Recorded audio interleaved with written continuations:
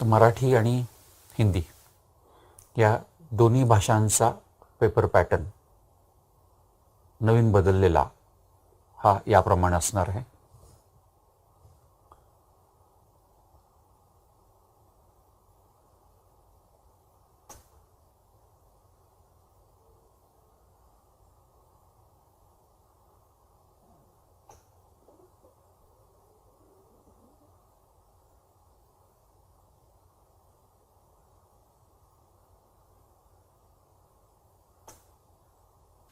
आता मराठी हायर आणि लोअर दोन्ही मराठी, त्याचबरोबर हिंदीसुद्धा. हिंदी 150 साधारणपणे यांच्यामधले प्रश्न प्रकार सेम आहेत, म्हणून तर हे विषय मी एकत्र करतोय. आता मराठी हिंदी प्रश्नपत्रिका म्हणजे आपण त्याला कृतीपत्रिकाच म्हणतो हल्ली, ॲक्टिव्हिटी शीट आहे ती. त्या ॲक्टिव्हिटी शीटमध्ये सिक्वेन्स जो असतो ना तो फार महत्त्वाचा असतो, कारण त्या ॲक्टिव्हिटीमध्ये तुम्हाला काही डायग्रॅमॅटिक फॉर्ममध्ये दिलं असेल, आकृती दिली असेल, मग त्या आकृतीमधला जो क्रम फॉलो केलेला आहे, पण त्या क्रमावरनं आपल्याला काहीतरी त्याची प्रश्नाची उत्तरं आपल्याला द्यायची आहेत किंवा काहीतरी एक्सप्लेन करून लिहायचं आहे. थोडक्यात त्यामधला क्रम जो आहे तो खूप महत्त्वाचा आहे. आणि मराठी हिंदीमध्ये इंग्लिशसारखंच आहे, पण इंग्लिशपेक्षा मुलांना ते त्या मानाने सोपं जातं. अर्थात इंग्लिश मिडियमच्या मुलांना हा प्रश्न प्रकार अवघड जातो की स्वमत प्रकटीकरण, एक्सप्रेशन ऑफ ओन थॉट्स, जे स्वतःचे विचार हे मांडता यायला पाहिजे. परत मी मगाशी इंग्लिशच्या वेळेला म्हटलो तोच मुद्दा की तुम्ही स्वतःचे विचार मांडायचे म्हणजे डोळे मिटायचे आणि विचार करत बसायचं एखाद्या पॉईंटवरती, आणि मग म्हणायचं हा मला विचार सुचतात बरं का, मला येतं, त्याचा नाही उपयोग. तुम्हाला रायटिंगमध्ये तुम्ही जेव्हा लिहायला घेता ना त्यावेळेला ते विचार किती सुचतात. कारण खूप वेळा असं होतं की ओरली विचार करताना माझ्या 2 वाक्यांची एकमेकांना लिंक नसली तरी चालते, पण रायटिंगमध्ये जर का माझ्या 2 क्रमाने लिहिलेल्या वाक्यांची जर का लिंक नसेल तर तपासणाऱ्याला कळणारच नाही काय लिहिलं ते, आणि तो मार्क देणारच नाही. म्हणून इथं सुद्धा लँग्वेजेसच्या बाबतीमध्ये, मराठी हिंदीच्या बाबतीत, की तुम्ही रायटिंगमध्ये प्रॅक्टिस सराव आहे ना तो जास्त करायला पाहिजे. त्यामुळे तुम्हाला तुमचे स्वतःचे विचार जे थॉट्स आहेत ते एक्सप्रेस करायचे, ते लिहिण्याची त्याची सवय लागेल. आणि मग त्या सवयीतनं तुमची एक अशी छान लिंक तयार झाली ना लिहिण्याची किंवा तुमच्या विचारांची, की परीक्षकाला ते आवडेल आणि तुम्हाला मार्क चांगले मिळतील. आकृती तुम्हाला दिलेली असते तर ती आकृती परत काढायची आणि ती पेनाने काढायची, पेन्सिलने काढायची नाही. तुमची पाठ म्हणजे धडा, कविता हे वारंवार वाचन व्हायला पाहिजे, आणि वाचून वाचून आपल्याला त्याचं आकलन म्हणजे त्याचं मिनिंग काय आहे, कोणत्या शब्दांचे अर्थ काय आहेत, कोणता शब्द तिथं कोणत्या अँगलनी अर्थाने घेतलेला आहे, हे तुम्हाला डिटेल्स तुम्ही वारंवार जर का वाचलं असेल तरच तुम्हाला ते कळतील. त्यासाठी 3 वेळा तरी तुमचा प्रत्येक धडा किंवा कविता ही वाचून व्हायला पाहिजे. आणि साधारणपणे 80 पैकी 24 मार्क, 30% हे रायटिंग स्किल म्हणजे निबंध, पत्र वगैरे असं असणार आहे. प्रत्येक कृती म्हणजे ॲक्टिव्हिटी आहे ना ती स्वतः करायची सवय लावा. मुलांना काय असतं की समजा तुम्ही पेपर सोडवत आहे किंवा तुमच्याकडं नोट्स आहेत, डायजेस्ट आहे, तर त्याच्यामध्ये ज्या ॲक्टिव्हिटी दिल्यात ना त्या रेडीमेड सॉल्व करायच्या. मी म्हणतो तसं नाही, तुम्ही ॲक्टिव्हिटी म्हणजे कृती स्वतः करायचा प्रयत्न करा ना. तिथे डायग्रॅमॅटिक प्रेझेंटेशन जे दिलेलं आहे तर तसं काहीतरी वेगळं तुम्ही एखाद्या पॅरेग्राफवरनं तुमचं स्वतःचं काहीतरी डायग्रॅमॅटिक प्रेझेंटेशन करून तुम्ही ती कृती मांडा ना. अशा सवयी केल्या तर खूप उपयोगाला पडतील.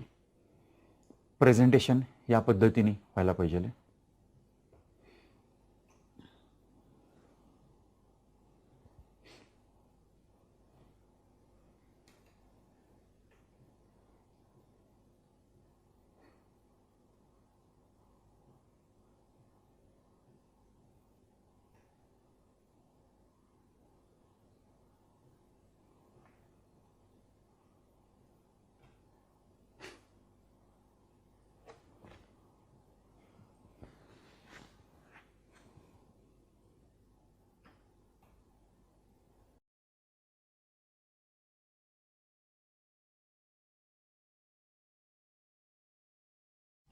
आता इथे आपण सोमत प्रकटीकरण म्हणतो बघा, की आईवडील निवृत्त झाल्यावर तुम्ही त्यांची काळजी कशी घ्याल. आता ह्याचं प्रत्येकाचं उत्तर वेगळं असणार आहे ना. म्हणजे अशी जी उत्तरं की जी पाठ्यपुस्तकामध्ये किंवा डायजेस्टमध्ये कुठेही दिलेली नसतात, तर त्याचा सराव हा तुम्ही वेगवेगळ्या ॲक्टिव्हिटीज किंवा कृती सॉल्व केल्यानंतरच तुमचा होणार आहे.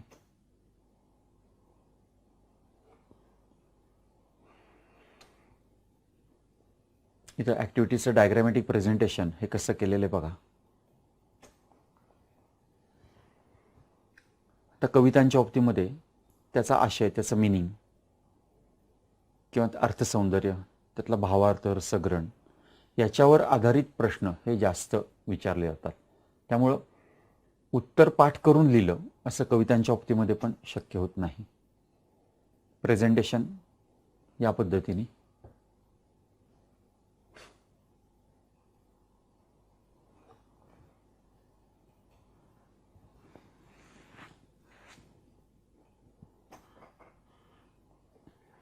स्थूल वाचन याला उतारा काय आपल्याला देत नाही, फक्त प्रश्न विचारतात. त्यामुळे स्थूल वाचनाचे जे धडे आहेत तर त्या प्रत्येक धड्याची तुम्हाला परिपूर्ण माहिती ही पाहिजे. कारण स्थूल वाचन सोडून उलट इतर जे धडे आहेत ना त्याचं तुम्हाला पॅराग्राफ ॲक्टिव्हिटी काहीतरी देतील, पण याचं काहीच देणार नाही, फक्त प्रश्न असणार आहेत. पण त्या प्रश्नाचं उत्तर हे तुम्हाला लिहिता येण्यासाठी स्थूल वाचनाचा प्रत्येक धडा महत्त्वाच्या शब्दांना अंडरलाईन करून किमान 3 ते 4 वेळा तुमचा वाचला गेला पाहिजे. आणि जर तो एवढ्या वेळा वाचला गेलेला असेल तरच तुम्हाला ती कृती त्याच्यावरती आधारित जे काही प्रश्न आहेत ते प्रश्न हे सोडवता येतील. आता ग्रामर, व्याकरणातले प्रश्न, एकतर 9वीपर्यंतचं सगळं व्याकरण हे तुम्हाला येणं आवश्यक आहे. म्हणजे 9वी संपली त्याचा आता काही गरज नाही असं व्याकरणाच्या बाबतीत तरी नाही. तुमच्या पाठ्यपुस्तकामध्ये व्याकरणाची पण नमुना कृतीपत्रिका म्हणजे स्पेसिमेन ॲक्टिव्हिटी शीट ही दिलेली आहे. त्या ॲक्टिव्हिटी शीटमध्ये ज्या टाईपचे क्वेश्चन्स आहेत, प्रश्न आहेत, एकतर तेवढंच केलं तरी तसं पुरेसं आहे. पण प्रॅक्टिस करायची असेल तर तिथं ज्या ज्या प्रकारचे प्रश्न दिलेले आहेत तर त्या प्रश्नांसारखे ॲडिशनल प्रश्न तेवढेच तुम्ही केलेत तरी चालतील. व्हरायटी खूप आणायची गरज नाही. म्हणजे मला माहिती आहे की मुलं मार्केटमधनं खूप वेगवेगळी पुस्तकं किंवा इतर काहीतरी कलेक्ट करतात. खरं तर चांगलं आहे, म्हणजे नॉलेजच्या दृष्टीने ती गोष्ट चांगलीच आहे. पण तरी आता फक्त परीक्षेचा विचार जर का केला तर पाठ्यपुस्तकामध्ये दिलेली नमुना कृतीपत्रिका ॲक्टिव्हिटी शीट जी आहे व्याकरणाची, तर तेवढी तुम्ही सॉल्व केली तरी चालेल. फक्त ती सॉल्व करताना स्वतःच्या मनाने करा, म्हणजे न बघता करा. म्हणजे हा प्रश्न आणि त्याचं हे उत्तर अशा पद्धतीने ती ॲक्टिव्हिटी शीट ही करायची नाही आहे.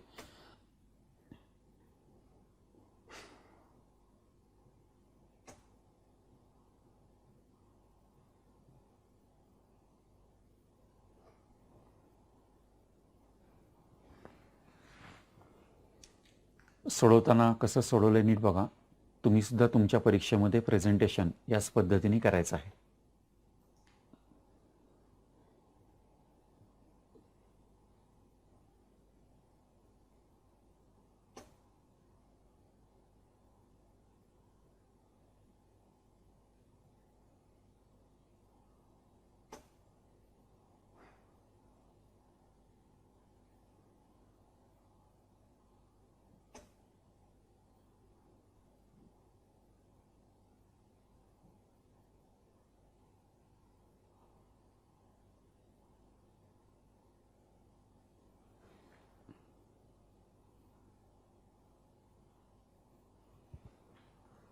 उपयोजित लेखन हे ज्याला आपण रायटिंग स्किल म्हणतो ते, त्याच्यामध्ये 3 प्रकारचे प्रश्न आहेत, म्हणजे 3 त्याचे उपविभाग आहेत. एकूण 24 गुण त्याला असतात. त्यामध्ये लेटर रायटिंग, पत्रलेखन, त्यात दोन्ही येतील, म्हणजे फॉर्मल, इनफॉर्मल, औपचारिक, अनौपचारिक. एकूण 6 मार्काला लेटर असेल आणि त्या 6 मार्कांपैकी 2 मार्क हे पत्ता, तारीख, मायना किंवा सब्जेक्ट लिहायला, योग्य मजकूर म्हणजे आपण जे खरं पत्र जे लिहितो ते, त्याला 3 मार्क, आणि शेवटी समारोप तुम्ही कसा करणार आहात त्यासाठी 1 मार्क. असे टोटल 6 मार्काला मराठीमध्ये असणार आहे. त्या पत्रलेखनामध्ये विषय देणार नाहीत तुम्हाला, की मुख्याध्यापकांना पत्र लिहा किंवा असं डायरेक्ट न देता त्याची कृती देतील, ॲक्टिव्हिटी असेल, आणि 2 पैकी एका विषयावर तुम्हाला पत्र हे लिहायला लागेल. पत्रामधले प्रकार मागणी, विनंती हे औपचारिकमध्ये आणि अनौपचारिक म्हणजे कौटुंबिक पत्र. दोन्ही प्रकारचं पैकी एक कोणतं तरी तुम्हाला सोडवायचं आहे. पण अगदी खरं तर मार्क चांगले मिळवण्याच्या दृष्टीने तुम्ही जे फॉर्मल लेटर असतं ना औपचारिक, तर त्याच्यामध्ये मार्क हे खूप कमी लिहून पण चांगले मार्क मिळू शकतात. जी ॲक्टिव्हिटी दिलेली असेल त्यामध्ये दिलेल्या गोष्टी ठराविक साच्यामध्ये मांडणी आवश्यक आहे. म्हणजे पत्र आपण लेफ्ट साईडनी सुरू करतो, म्हणजे सगळं लेफ्ट साईड अलाइनमेंट ही त्याची अशी असली पाहिजे आहे. आणि तुम्ही कसं पत्र लिहिलेलं आहे किंवा तुम्हाला काय लिहायचं आहे हे नक्की समजलं आहे का, त्याचं आकलन झालं आहे का, याप्रमाणे तुम्हाला मार्क हे दिले जातात. पत्र ह्या पद्धतीने लिहिलं जावं. पूर्णपणे लेफ्ट साईड अलाइनमेंट केली बघा.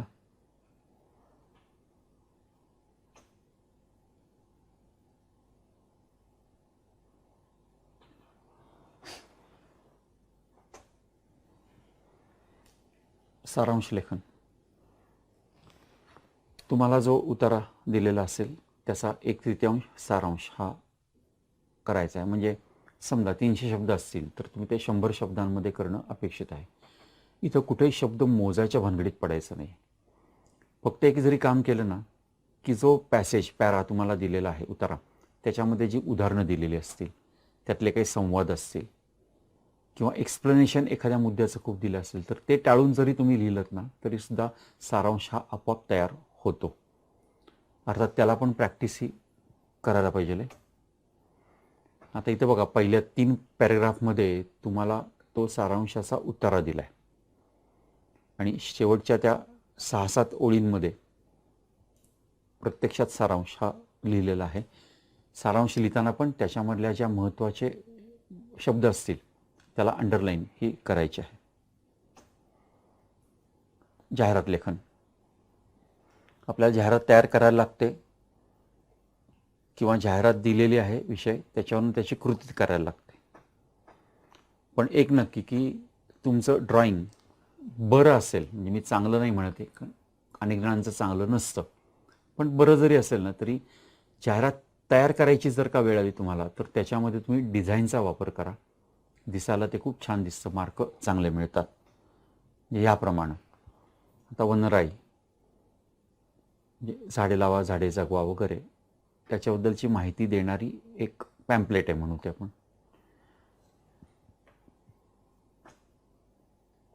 किंवा घर भाड्याने द्यायचं आहे, त्याच्यामध्ये घराचं चित्र काढले, असं तुम्हाला काही सुचेल ते.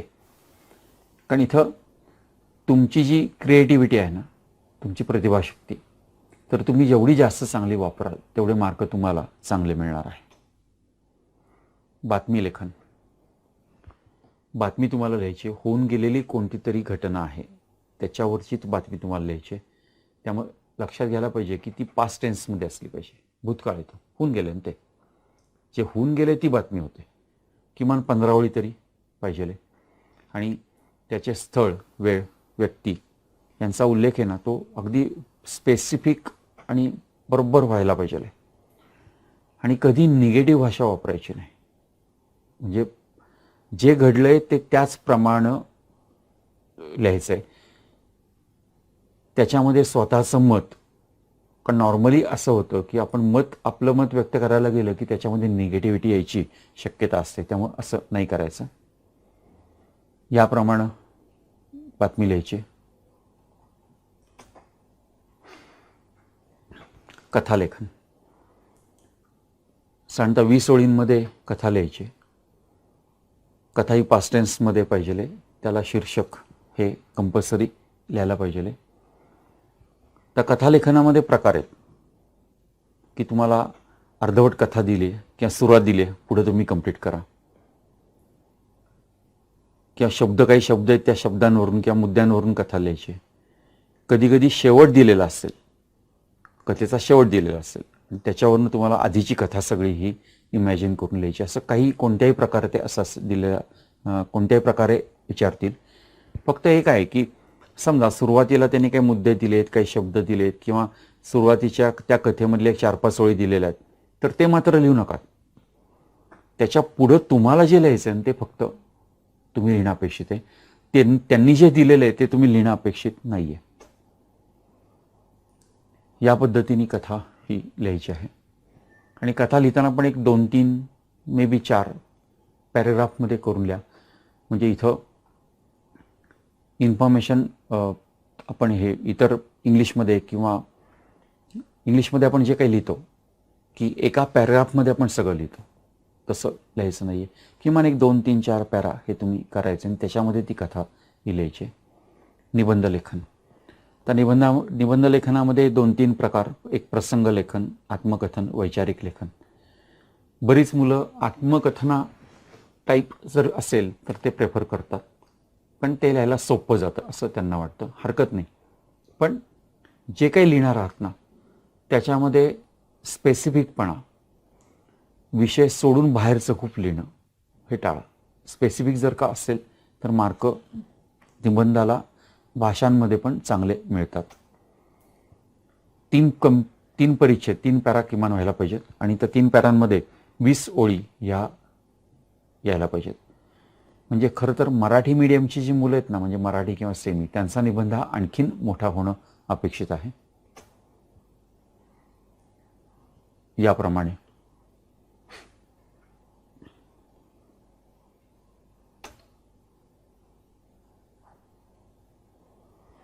कवितेतल्या ओळी, म्हणजे तुम्ही मे बी मराठीच्या निबंधामध्ये हिंदी कवितेतल्या ओळी किंवा तुमचं संस्कृत असेल तर संस्कृतमधली सुभाषितं, वाक्प्रचार, म्हणी यांचा वापर करून तुम्ही निबंध जर का लिहिला आणि असं जे काही आपण बाहेरचं वापरतो ना त्याला अंडरलाईन करायची, कारण परीक्षकाला त्या गोष्टी अट्रॅक्ट करतात.